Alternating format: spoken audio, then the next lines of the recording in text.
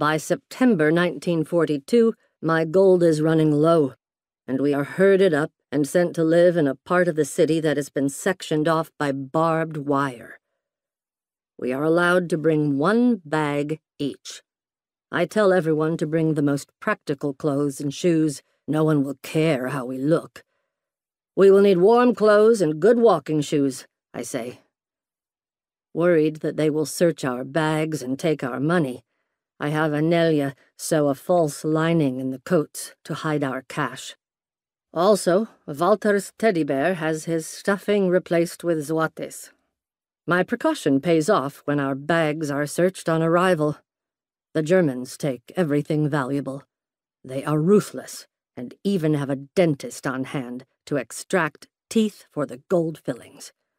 We hear people begging and crying to keep their remaining possessions. I know that it's useless to plead with thugs, and that's how I see them. I could fight the bully in the schoolyard, but this is beyond anything that I can fix. My family is given 1 room in an old house with 7 other families. There are 2 small beds for the 5 of us. We keep a small pot under the bed for Walter, who can't wait for his turn to use the outhouse. It's clear that the Germans want workers because they interview each of us looking for skilled labor.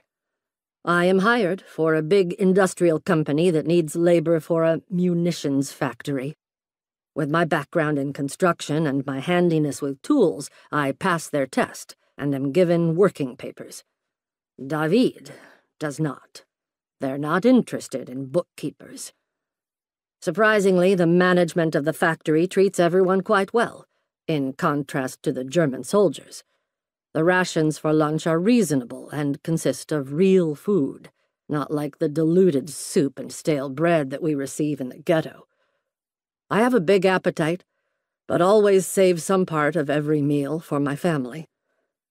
My papers keep us alive in other ways as well.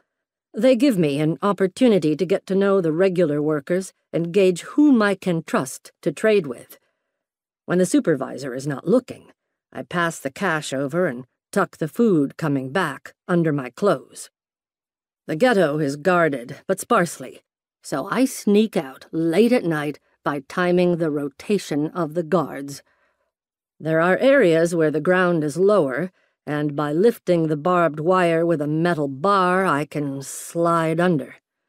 It's a good thing I know the route to the river by heart, because I have to dig up what gold is left in the dark.